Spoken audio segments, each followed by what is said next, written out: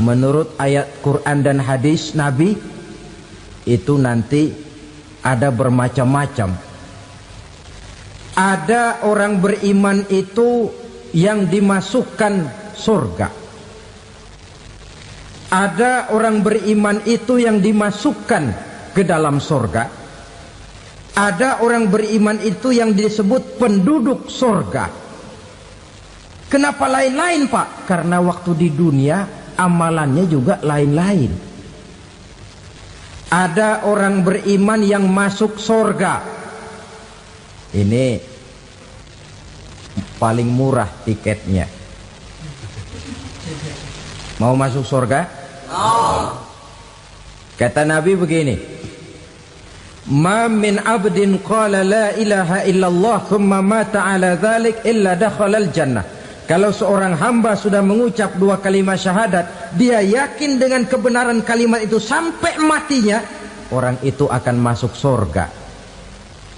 Abi Dzar yang waktu itu diajak bicara heran, ya Rasul kok gampang betul? Iya. Walaupun orang itu mencuri, iya. Walaupun orang itu berzina, iya. Biar dia mencuri, biar dia berzina, kalau dia sudah mengucap dua kalimat syahadat, dia yakin dengan kebenaran kalimat itu sampai matinya, itu orang akan masuk surga. Jadi masuk surga cukup dua kalimat syahadat, yakin sampai mati, masuk surga. Itu perkara masuk. Tapi kalau pertanyaannya diterusin, masuknya kapan, Pak? Nah, ini lain lagi urusannya. Sebab ada yang masuknya itu langsung, ada yang mampir dulu. Di sana tempat cuma dua, kalau tidak surga, neraka. Mau ke surga tapi mampir dulu, yang mampirnya jelas di neraka.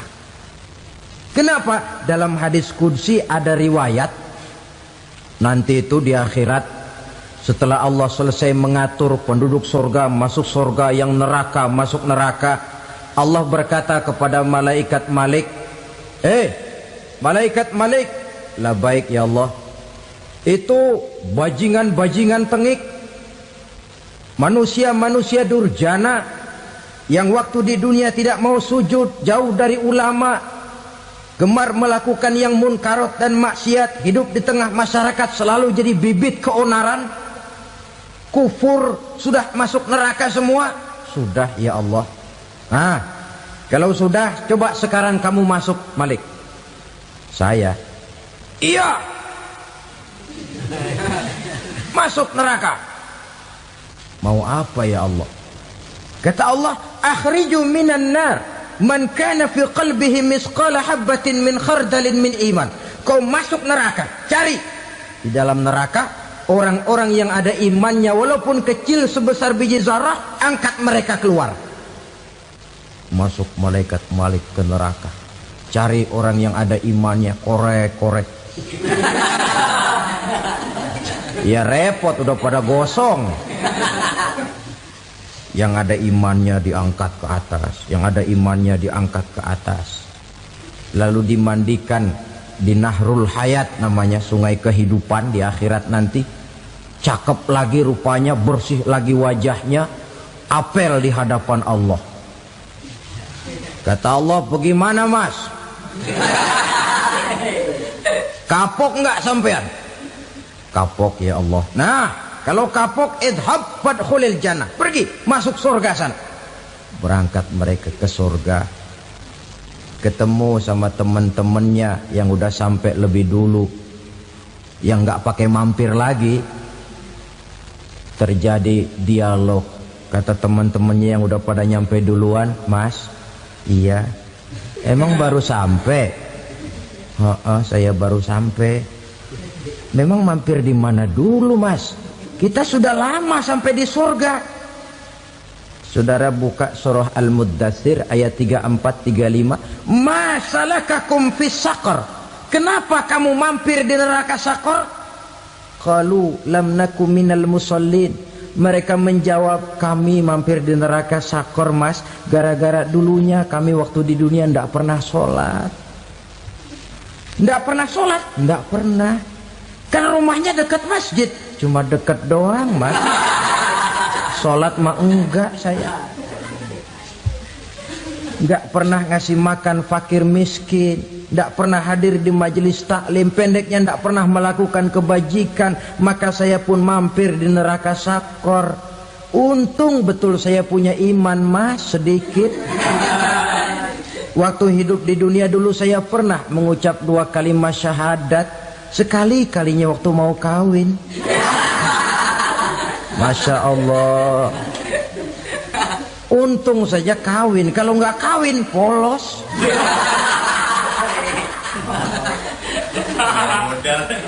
Itu juga pengulu sudah setengah mati ngajarin. Asyhadu alla, asyaduaan, asyaduaan.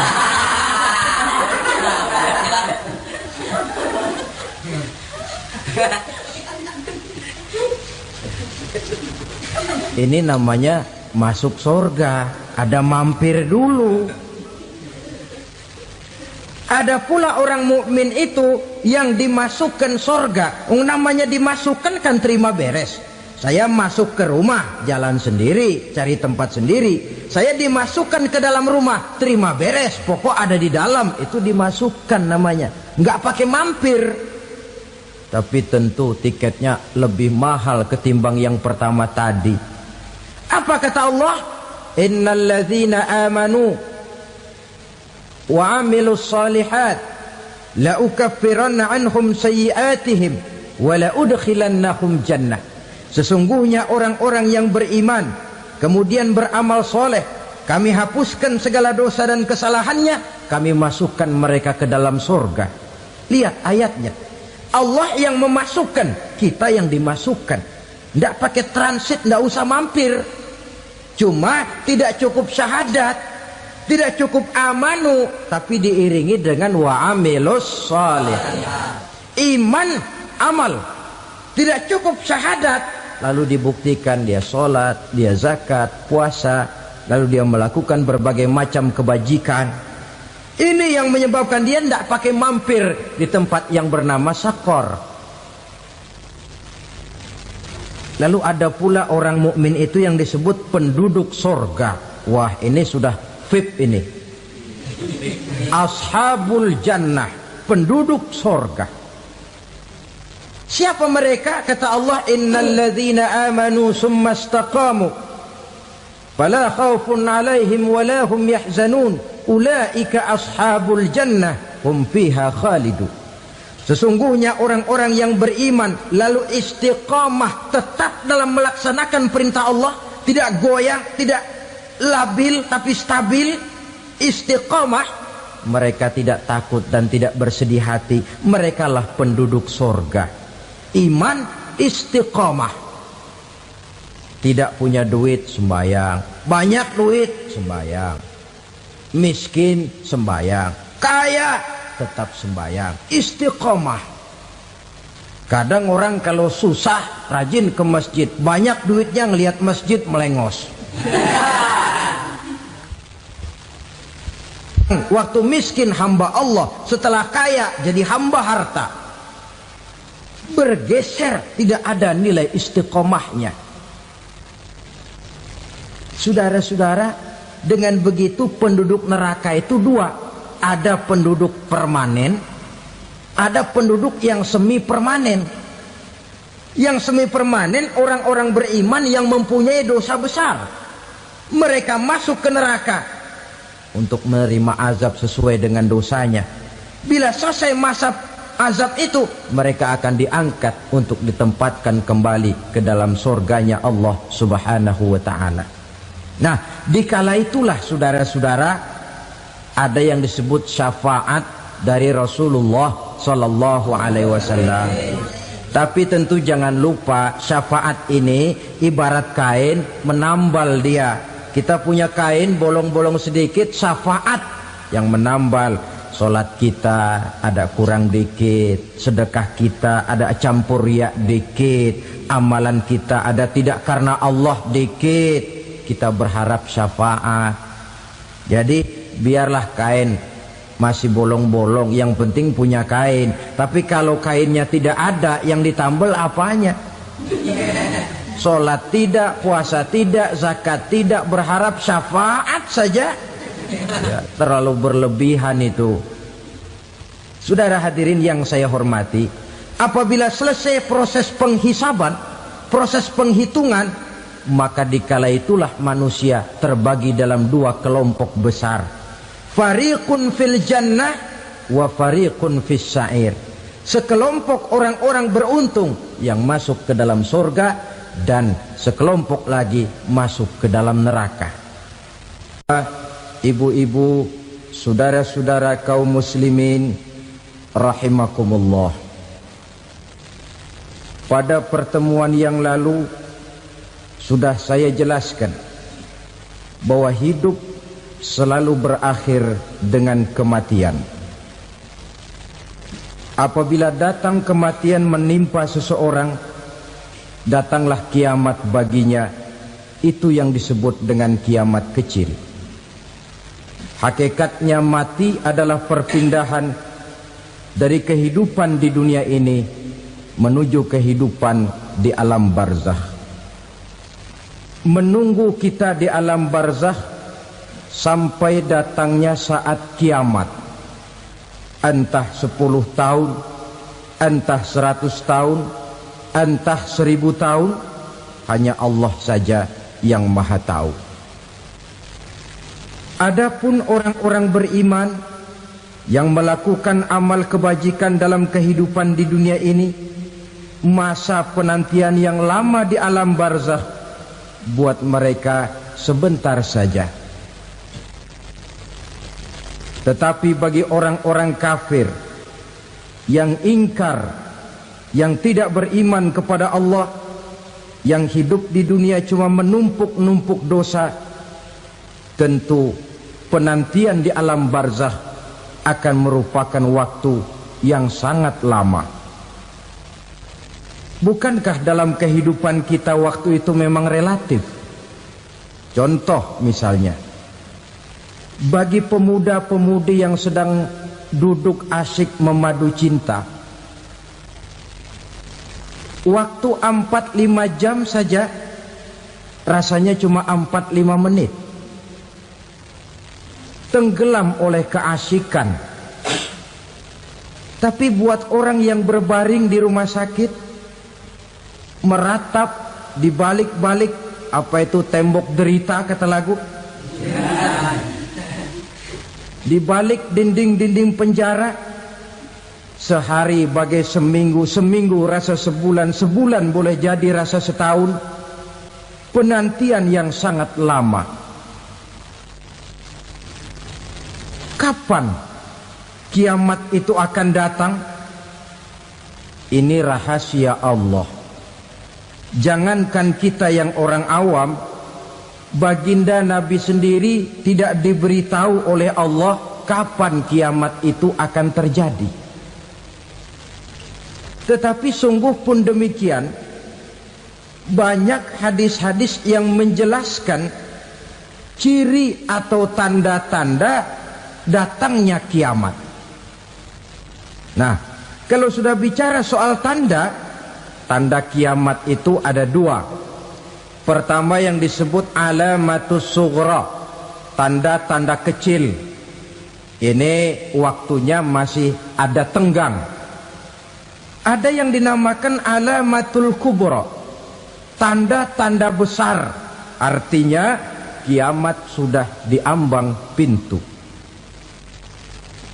Apa tanda-tanda kecil dari datangnya hari kiamat itu?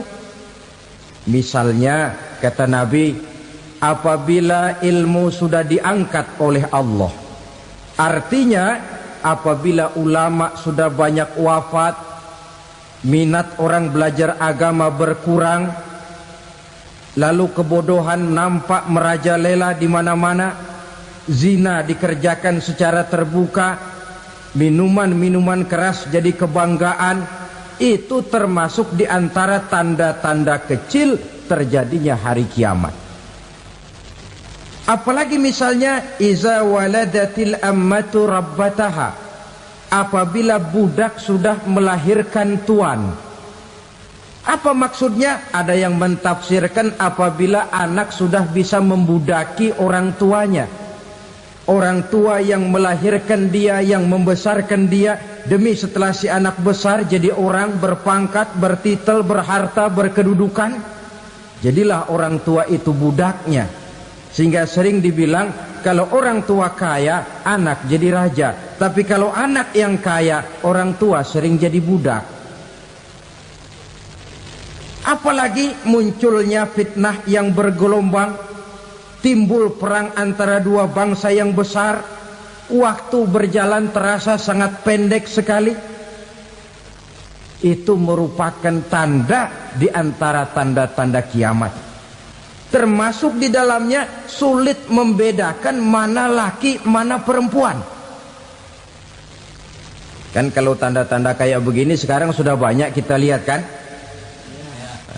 Ulama banyak wafat, penggantinya sulit.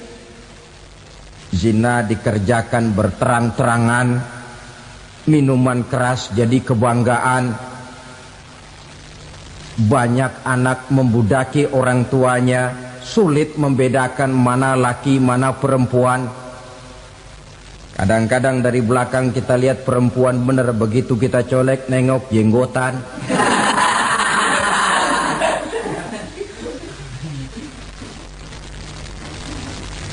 Ini termasuk tanda-tanda kecil. Masih ada tenggang sampai akan terjadinya kiamat itu. Nah, yang dimaksud dengan tanda-tanda besar, ini tanda besar artinya kiamat sudah diambang pintu.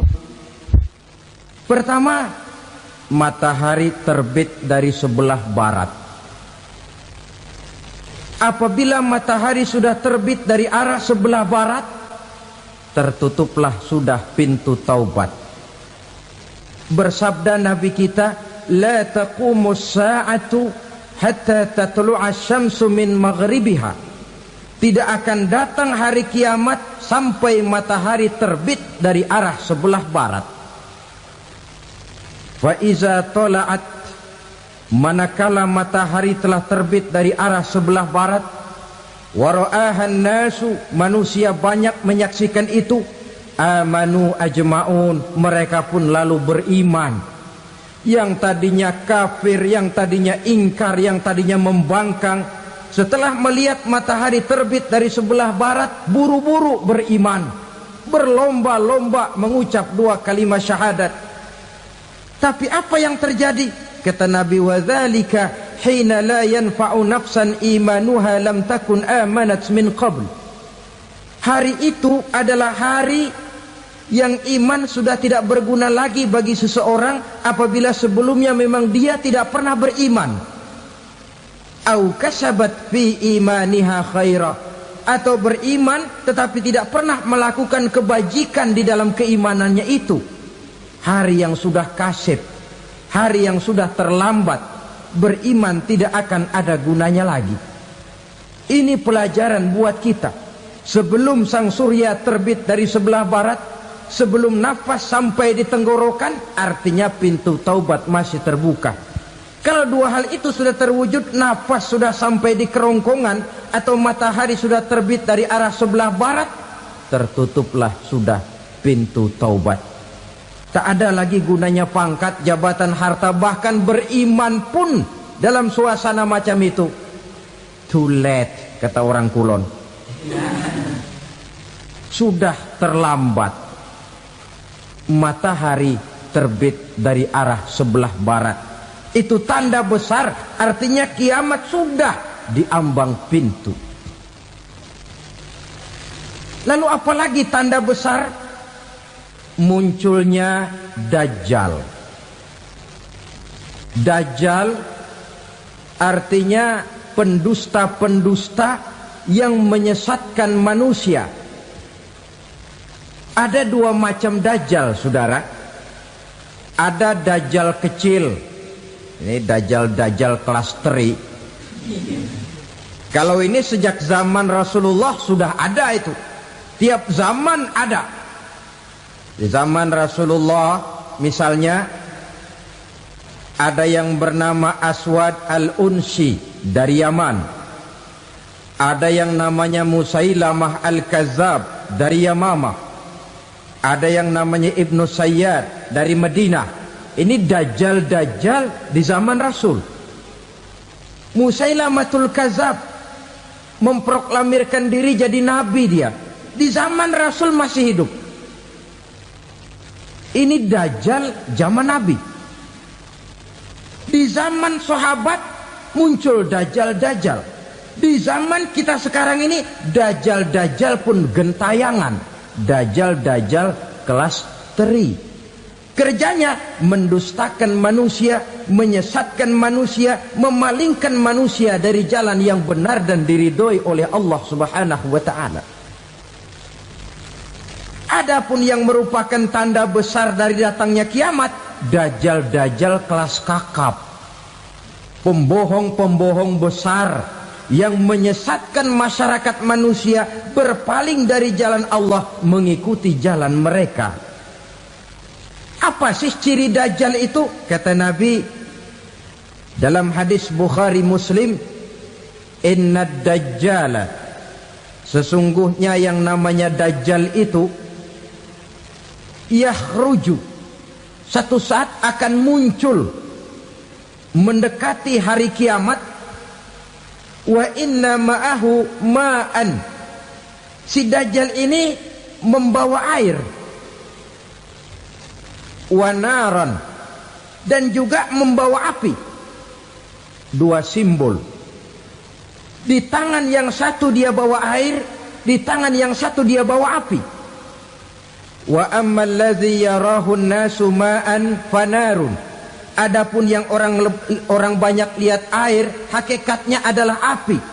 Yang dilihat api, hakikatnya adalah air. Oleh sebab itu, kalau api yang ditawarkan, ambillah air. Kalau air yang ditawarkan, pilihlah api. Maksudnya apa ini? Ini bahasa simbol, saudara-saudara. Dajjal bicaranya seolah-olah untuk kepentingan manusia. Menawarkan surga. Surga yang dia tawarkan hakikatnya neraka. Hai manusia, kalau kau mau bahagia, jangan dekat-dekat dengan agama. Solat itu tidak efektif dan efisien, tidak produktif dari segi ekonomi itu. Menghadiri majelis taklim cuma buang-buang waktu. Tahajud, tasbih, tahlil, baca Quran, apa itu? Pekerjaan mubazir saja. Hidup ini cuma sekali, masa yang cuma sekali, manfaatkan dengan sebaik-baiknya. Mumpung, dibawanya sifat mumpung tetapi dalam pengertian yang sangat negatif.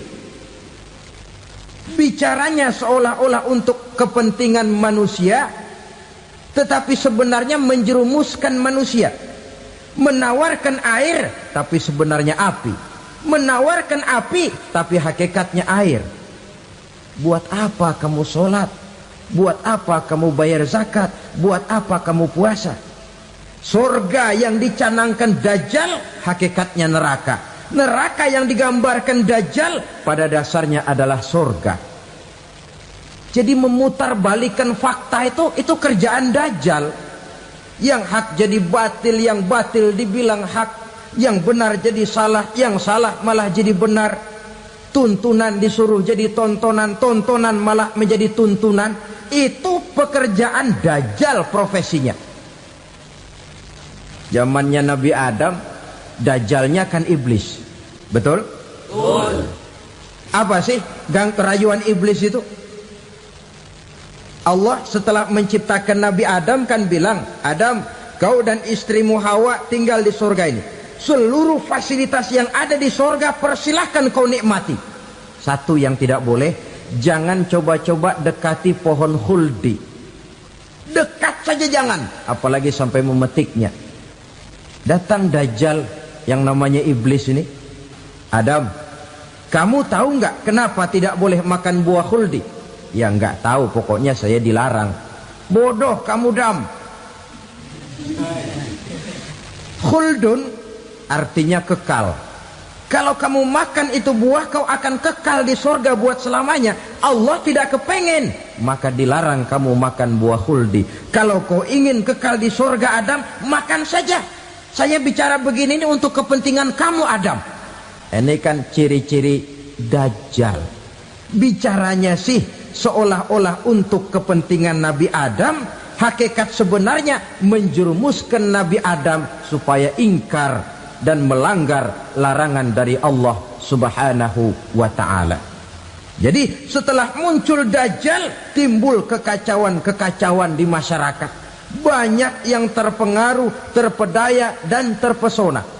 Termasuk mereka yang memproklamirkan diri jadi nabi, mereka yang memproklamirkan diri jadi rasul di zaman sesudah Rasulullah wafat.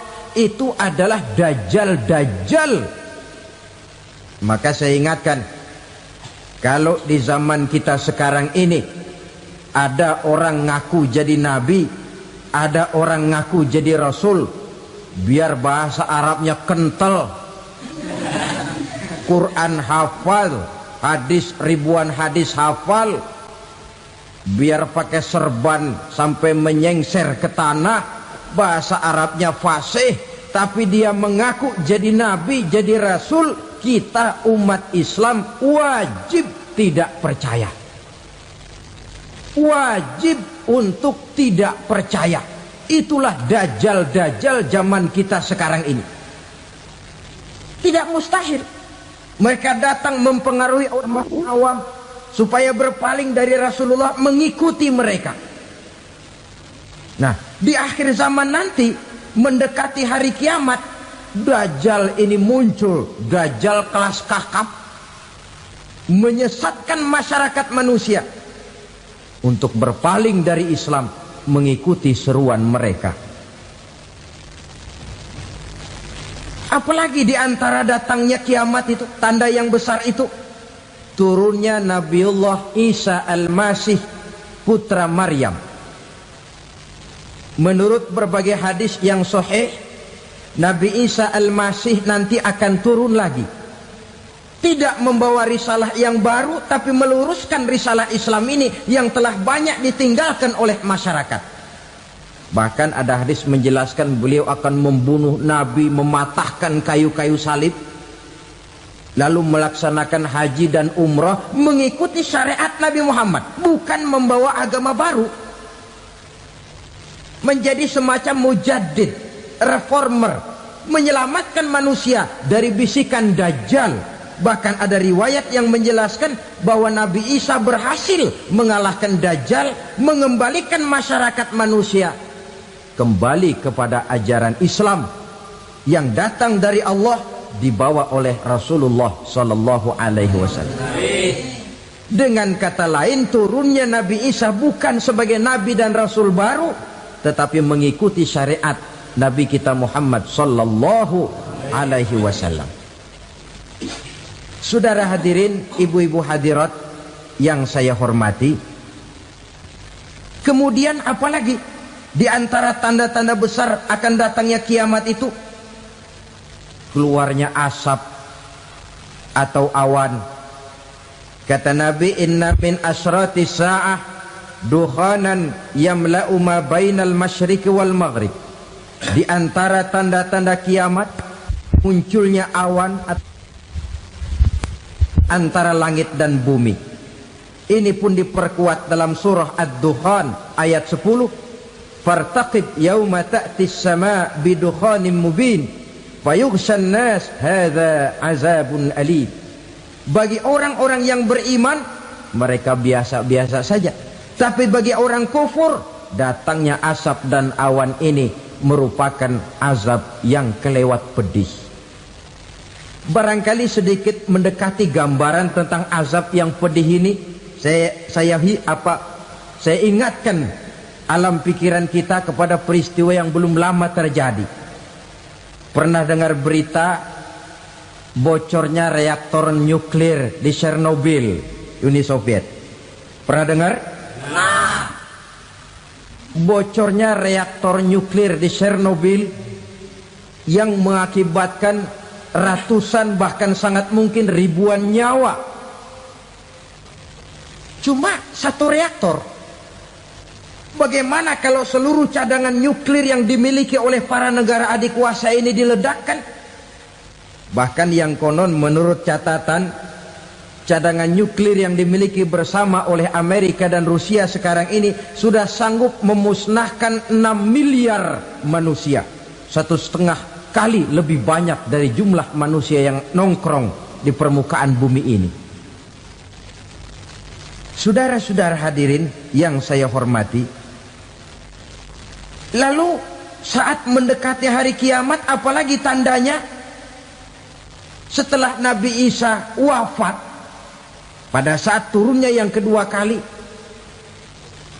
lalu Allah meniupkan angin sejuk, semua orang-orang beriman, orang-orang baik wafat, sehingga penghuni bumi ini cuma tinggal lagi terdiri dari orang-orang kafir.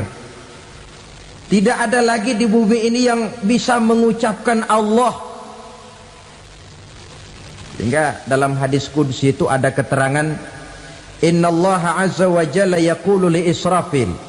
Allah pernah pesan kepada malaikat Israfil, kata Allah, Israfil, idza sami'ta qailan yaqul Allah Allah fa akhirin nafakh 40 sanatan ikraman liqailiha. Hai Israfil, apabila kau dengar di permukaan bumi masih banyak orang yang mengucapkan Allah Allah, maka tunda sangkakala kiamat itu 40 tahun. Untuk apa? Ikraman liqailiha, menghormati orang yang mengucapkan Allah Allah itu. Wah, jadi karena sekarang masih banyak yang mengucapkan Allah, besar hatilah kita, masih jauh kiamat itu. Tapi jangan lupa, kiamat pribadi, kiamat kecil itu yang gak kita sangka-sangka. Ajal datang mencabut nyawa, itu kiamat pribadi, dan itu yang pasti kita hadapi, dan itu yang membuat kita tidak boleh bersikap main-main di dalam kehidupan sekarang ini. Saudara hadirin yang saya hormati, tidak ada lagi orang-orang muslim. Seluruh penduduk dunia ini kafir. Lalu terciptalah struktur sosial yang berlandaskan prinsip hidup semau gue. Bakal terjadilah prinsip di mana yang kaya menyantap yang miskin, yang kuat menindas yang lemah. Hidup sudah bagaikan di rimba belantara, berlaku hukum rimba, siapa yang kuat dia yang menang, siapa yang lemah menjadi mangsa. Timbul kekacauan, maksiat merajalela, munkarat menjadi-jadi, sehingga isi bumi ini penuh dengan segala macam perbuatan dosa. Tidak ada perlunya lagi alam diperpanjang temponya.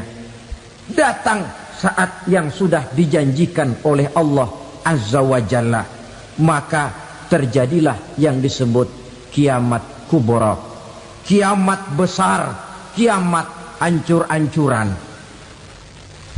Bagaimana kejadian ini dimulai? Dalam surah Az-Zumar ayat 68, Allah Subhanahu wa taala berfirman, wa nufikha fis suri fasa'iqa man fis samawati wa man fil ardi illa man sya'allahu. Maka manakala ditiuplah sangkakala, terkejutlah seluruh yang ada di langit dan seluruh yang ada di bumi. Bila saat kiamat datang, Allah perintah malaikat Israfil, Israfil, tiup sangkakalamu. Ditiuplah sangkakala oleh malaikat Israfil. Yang akibat daripada tiupan itu, seluruh yang ada di langit, seluruh yang ada di permukaan bumi terkejut. Yang ada di langit siapa? Malaikat kan. Bayangin aja kalau malaikat kaget, apalagi kita. Terkejut seluruh makhluk yang ada di bumi, yang ada di langit mendengar suara sangkakala itu. Bunyinya tidak sanggup kita bayangkan dahsyatnya. Ledakan nuklir, ledakan neutron, belum apa-apa ketimbang bunyi sangkakala malaikat Israfil ini. Nah, lalu mendengar bunyi sangkakala ini, gemparlah makhluk, kacaulah alam. Bumi gempa, planet-planet bertabrakan, gunung meletus, air laut tumpah ke darat, angin topan bertiup, halilintar menyambar. Lalu semua yang bernama hidup mati total. Mati bareng tanpa persiapan. La haula wala quwata illa billah. Saya kadang-kadang dalam tafakur bermohon, ya Allah, mudah-mudahan saya enggak nemuin kiamat beneran. Ngeri. Tidak bisa kita bayangkan macam apa suasana seperti itu. Allah saja banyak memberikan gambaran, misalnya Al-Qari'ah, wa mal qari'ah, wa ma adraka mal qari'ah. Kejadian yang menggemparkan. Tahukah kamu apa kejadian yang menggemparkan itu? Yauma yakunun nasu kal farasil mabsus wa takunul jibalu kal ihnil manfus. Pada saat itu manusia berterbangan bagai kupu-kupu, gunung berterbangan seperti kapas ditiup angin. Gunung saja macam kapas, konon lagi manusia. Kematian total, mulai semut sampai gajah mati, jin mati, iblis mati, malaikat mati. Malaikat saja mati. Saudara hadirin yang saya hormati, kematian total yang tanpa persiapan. Orang bilang, Pak, kalau mati bareng begitu yang repot malaikat maut dong ya. Cabut sana, cabut sini. Itu kalau menurut logika kita, mestinya begitu menurut logika. Tapi logika juga yang nggak perlu serepot itu. Sebab untuk mematikan listrik di wilayah DKI, di wilayah Jakarta, nggak perlu tiap rumah didatengin, matiin, ya lama. Cukup dari kantor pusatnya saja PLN tekan satu tombol, gelaplah seluruh Jakarta. Saudara hadirin yang saya hormati, kematian total. Lalu setelah kematian total, planet-planet juga mati, dalam arti tidak bergerak dan beredar. Angin mati, dalam arti tidak bertiup. Air mati, dalam arti tidak ada riak gelombang. Pokoknya semua mati. Kullu nafsin za'iqatul maut. Semua yang bernafas mati. Dalam ayat lain, kullu man 'alaiha fan. Semua yang ada di permukaan bumi fana. Yang kekal cuma Allah Subhanahu wa ta'ala. Yang paling belakang mati, malaikat maut dan malaikat Israfil. Tapi mati juga sesuai dengan janji Allah. 10 lamanya. Tidak dijelaskan oleh Abi Hurairah 40 jam, apa 40 hari, apa 40 tahun. Hadis-hadis cuma menyebutkan 40 saja. Sunyi alam, yang tinggal cuma Allah saja lagi. Ketika itu Allah berseru-seru, katanya, limanil mulkul yauma. Siapa para penguasa hari ini? Mana itu raja-raja dan penguasa yang dulu mengaku jadi Tuhan? Fir'aun. Mana Fir'aun sekarang? Yang dulu jadi raja, merasa berhasil, sombong, lalu tidak mau turun-turun dari kekuasaannya, sampai kepada puncak kekurang ajarannya mengangkat diri jadi Tuhan. Mana itu Fir'aun? Namrus. Mana sekarang Namrus? La ilaha illa ana. Ternyata tidak ada Tuhan lain selain daripada aku, kata Allah.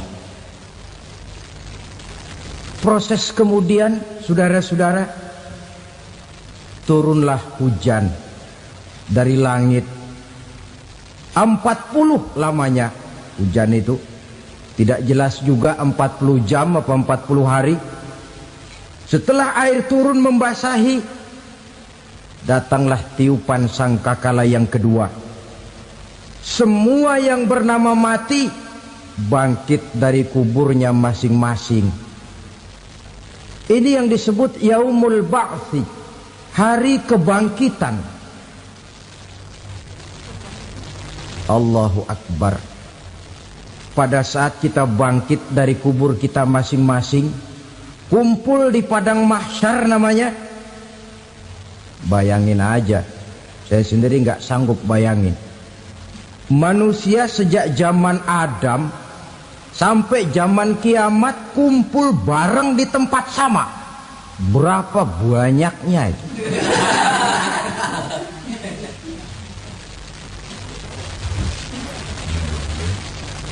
Dan yang luar biasa menurut satu riwayat, pada saat bangkit itu, Masya Allah, roman muka kita berubah,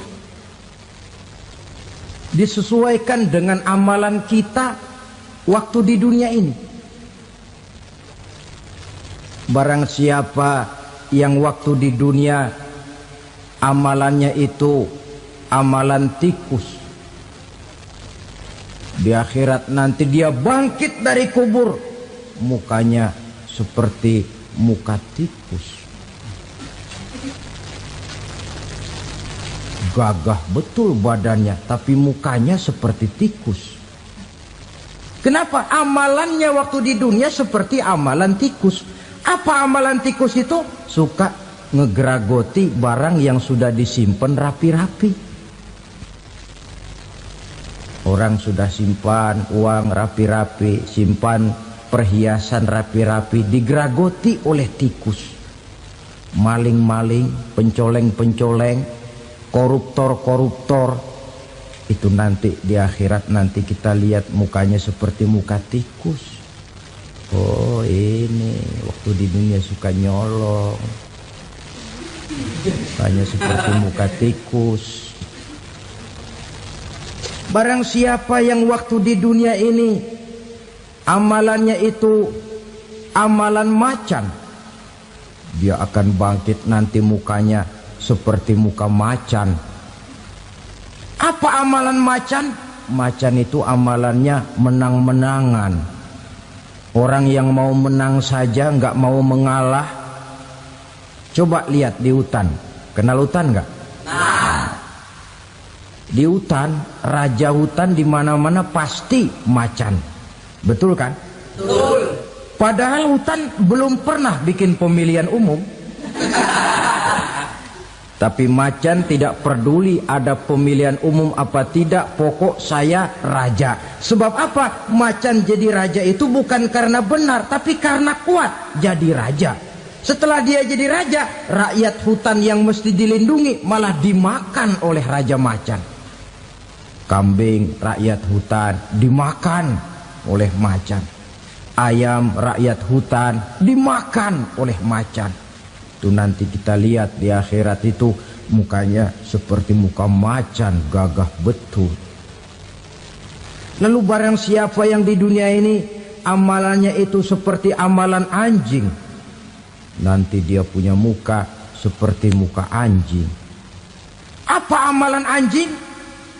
Pertama, anjing itu kalau disuruh jaga rumah, dia tidak bisa membedakan mana maling, mana tamu. Biar yang datang maling, kalau bawa tulang, anjing kalem. Yang kedua, anjing itu akan setia kepada siapa saja yang memberinya roti. Siapa yang memberinya roti, itulah majikannya. Apa kata majikannya, pasti dia laksanakan. Soal benar atau salah, dia tidak peduli. Setelah anjing dapat roti, dia tidak punya pilihan lain kecuali bilang, abdi mah kumaha juragan wae ayeuna mah.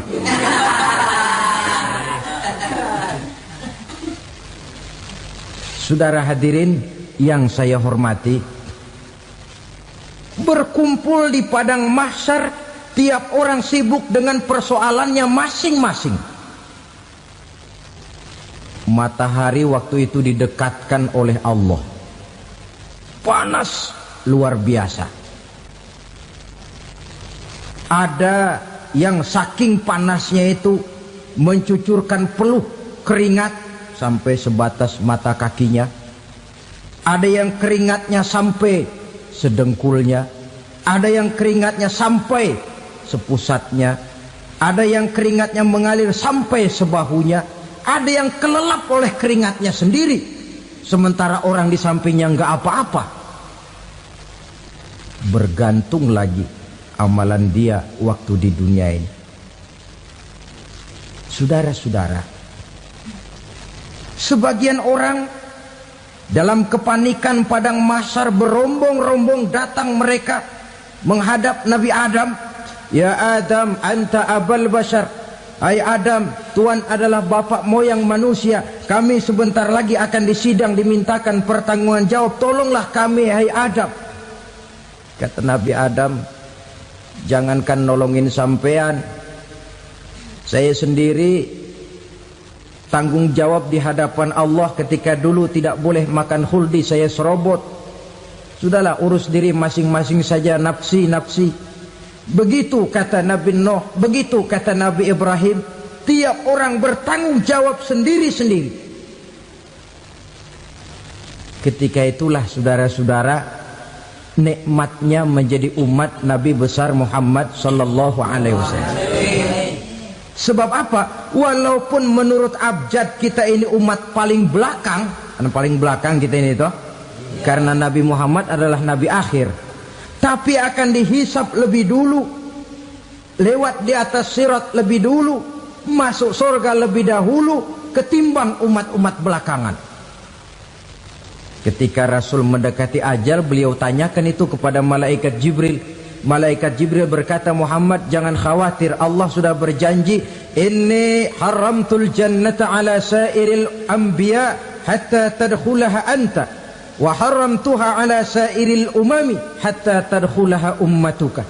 Surga aku haramkan buat seluruh nabi kecuali kalau engkau Muhammad sudah masuk ke dalamnya, dan surga aku haramkan buat seluruh umat kecuali kalau umatmu Muhammad sudah masuk ke dalamnya.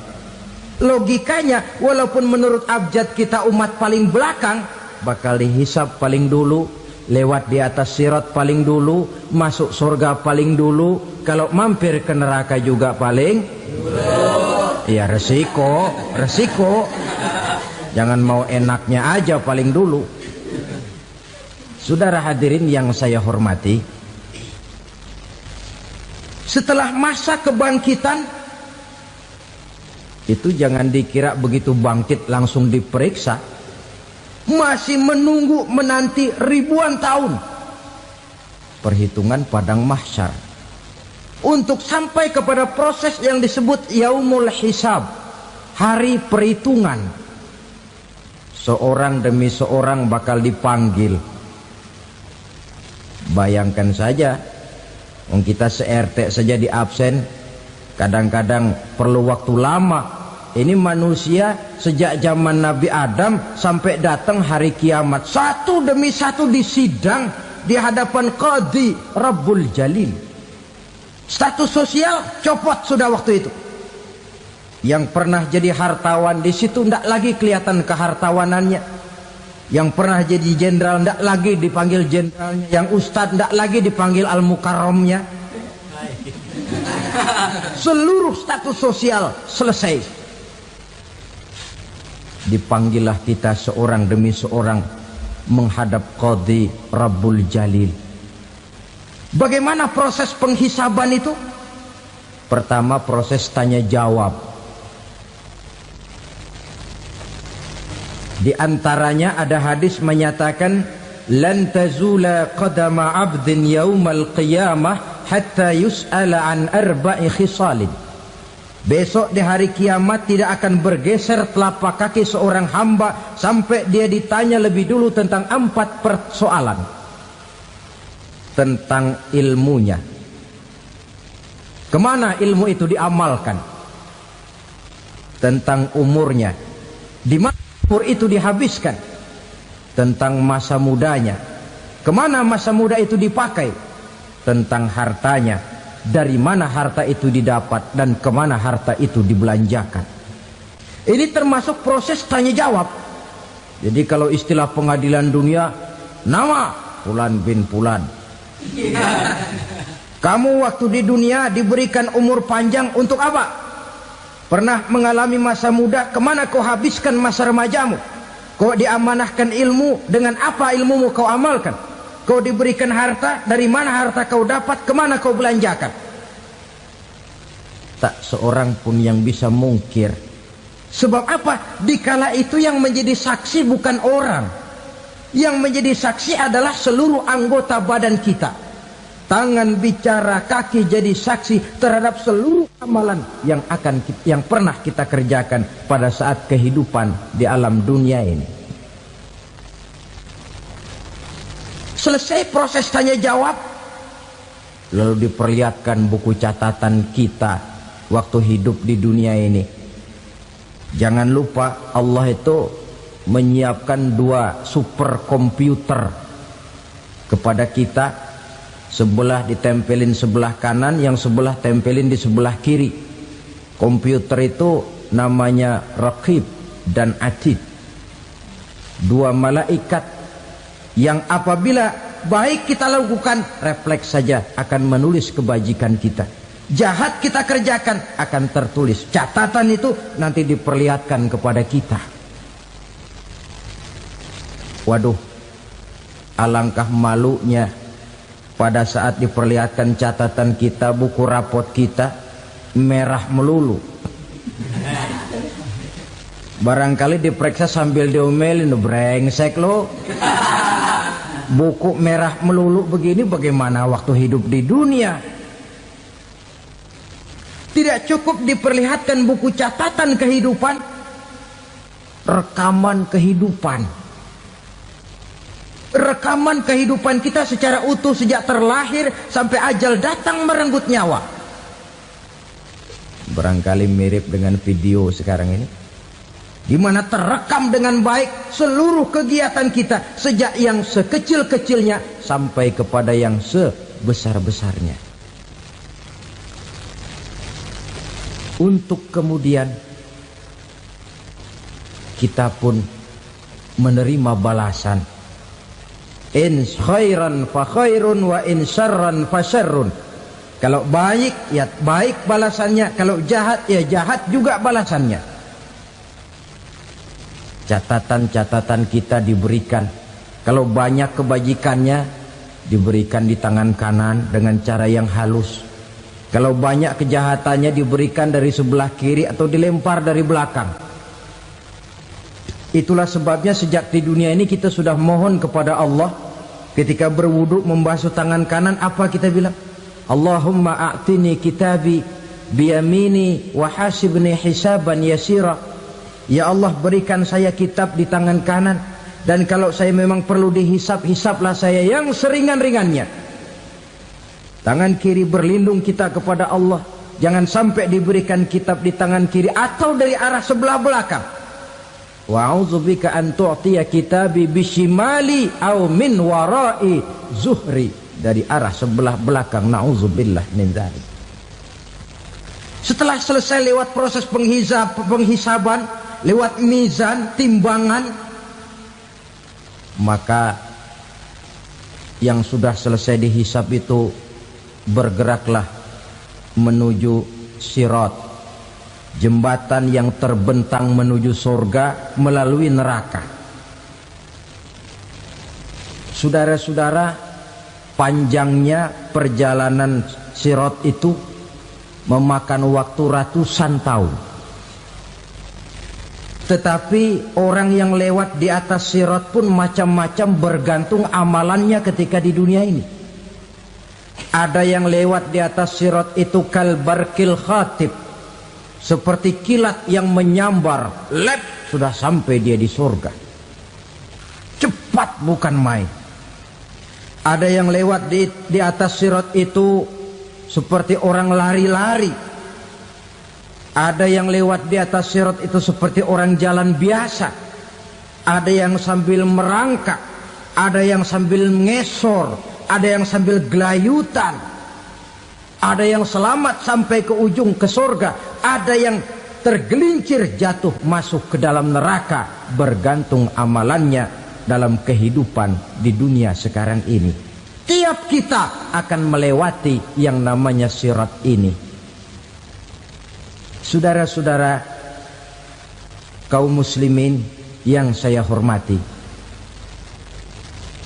dengan demikian mereka yang selamat melalui sirat sampai ke terminal akhir surga, mereka yang ketika dihisab ternyata banyak kejahatannya daripada kebaikannya, mereka singgah di dalam neraka. Nah, adapun orang-orang yang beriman menurut ayat Quran dan hadis Nabi itu nanti ada bermacam-macam. Ada orang beriman itu yang dimasukkan surga. Ada orang beriman itu yang dimasukkan ke dalam surga. Ada orang beriman itu yang disebut penduduk surga. Kenapa lain-lain, Pak? Karena waktu di dunia amalannya juga lain-lain. Ada orang beriman yang masuk surga. Ini paling murah tiketnya. Mau masuk surga? Kata Nabi begini, ma min abdin qala la ilaha illallah thumma mata ala dhalik illa dakhalal jannah. Kalau seorang hamba sudah mengucap dua kalimat syahadat, dia yakin dengan kebenaran kalimat itu sampai matinya, orang itu akan masuk surga. Abi Dzar yang waktu itu diajak bicara heran, ya Rasul kok gampang betul? Iya, walaupun orang itu mencuri, iya, walaupun orang itu berzina, iya. Biar dia mencuri, biar dia berzina, kalau dia sudah mengucap dua kalimat syahadat, dia yakin dengan kebenaran kalimat itu sampai matinya, itu orang akan masuk surga. Jadi masuk surga cukup dua kalimat syahadat, yakin sampai mati, masuk surga. Itu perkara masuk. Tapi kalau pertanyaannya diterusin, masuknya kapan, Pak? Nah, ini lain lagi urusannya. Sebab ada yang masuknya itu langsung, ada yang mampir dulu. Di sana tempat cuma dua, kalau tidak surga, neraka. Mau ke surga tapi mampir dulu, yang mampirnya jelas di neraka.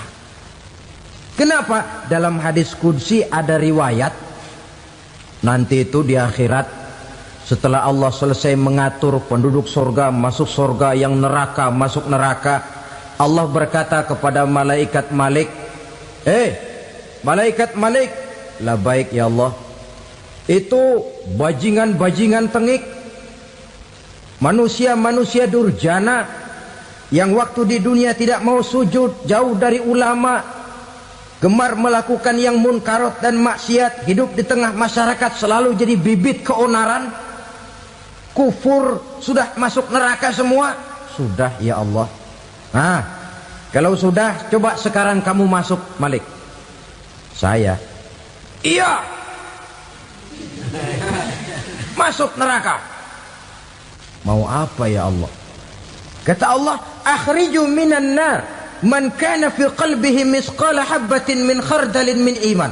Kau masuk neraka, cari di dalam neraka orang-orang yang ada imannya walaupun kecil sebesar biji zarah, angkat mereka keluar. Masuk malaikat Malik ke neraka, cari orang yang ada imannya, korek-korek. Ya repot, udah pada gosong.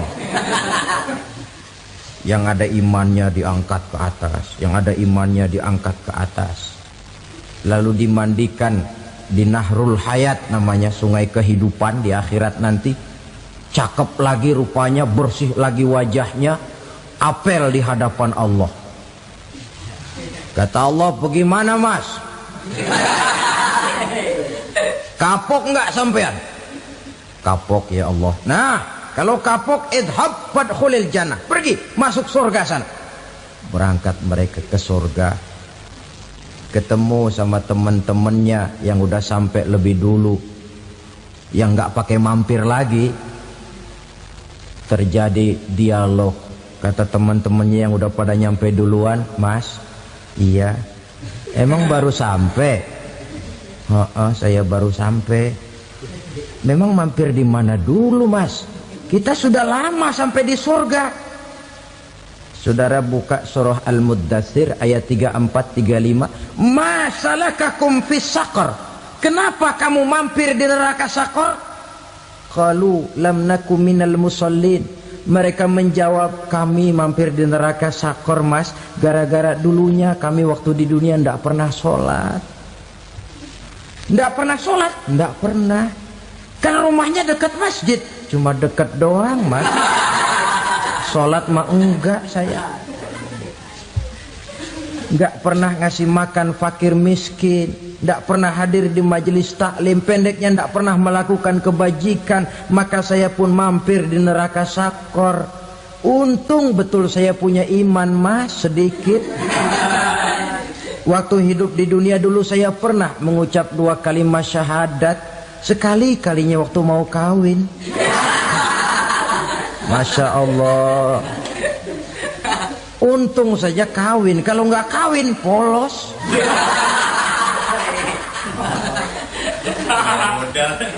Itu juga pengulu sudah setengah mati ngajarin. Asyhadu alla, asyaduaan, asyaduaan.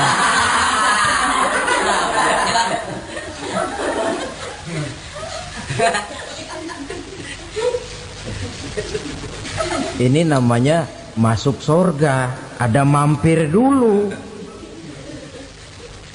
Ada pula orang mukmin itu yang dimasukkan surga. Namanya dimasukkan kan terima beres. Saya masuk ke rumah, jalan sendiri, cari tempat sendiri. Saya dimasukkan ke dalam rumah, terima beres, pokok ada di dalam, itu dimasukkan namanya. Nggak pakai mampir.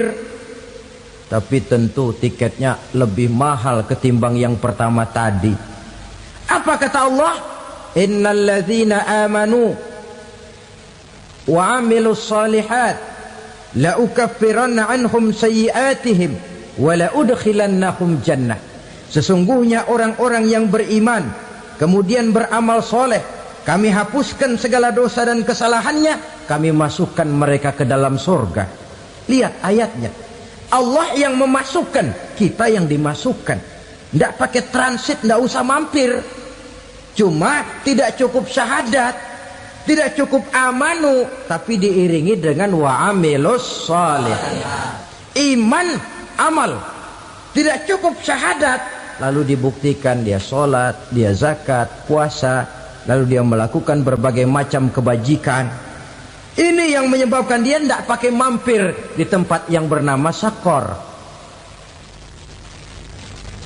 Lalu ada pula orang mukmin itu yang disebut penduduk surga. Wah, ini sudah VIP ini. Ashabul jannah, penduduk surga. Siapa mereka? Kata Allah, innal ladzina amanu summa istaqamu fala khaufun 'alaihim wala hum yahzanun ulaika ashabul jannah hum fiha khalidun. Sesungguhnya orang-orang yang beriman lalu istiqamah, tetap dalam melaksanakan perintah Allah, tidak goyah, tidak labil tapi stabil, istiqamah, mereka tidak takut dan tidak bersedih hati. Merekalah penduduk surga. Iman, istiqamah. Tidak punya duit, sembayang. Banyak duit, sembayang. Miskin, sembayang. Kaya, tetap sembahyang, istiqomah.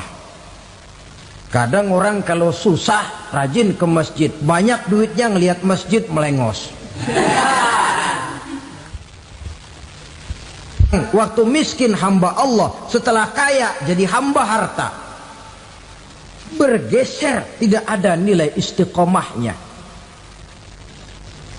Saudara-saudara, dengan begitu penduduk neraka itu dua. Ada penduduk permanen, ada penduduk yang semi permanen. Yang semi permanen orang-orang beriman yang mempunyai dosa besar. Mereka masuk ke neraka untuk menerima azab sesuai dengan dosanya. Bila selesai masa azab itu, mereka akan diangkat untuk ditempatkan kembali ke dalam surganya Allah Subhanahu wa ta'ala. Nah, dikala itulah saudara-saudara, ada yang disebut syafaat dari Rasulullah Sallallahu Alaihi Wasallam. Tapi tentu jangan lupa, syafaat ini ibarat kain menambal dia. Kita punya kain bolong-bolong sedikit, syafaat yang menambal. Solat kita ada kurang dikit, sedekah kita ada campur riak dikit, amalan kita ada tidak karena Allah dikit, kita berharap syafaat. Jadi biarlah kain masih bolong-bolong, yang penting punya kain. Tapi kalau kainnya tidak ada, yang ditambal apanya? Solat tidak, puasa tidak, zakat tidak, berharap syafaat saja. Ya, terlalu berlebihan itu. Saudara hadirin yang saya hormati, apabila selesai proses penghisaban, proses penghitungan, maka dikala itulah manusia terbagi dalam dua kelompok besar. Fariqun fil jannah wa fariqun fis sa'ir.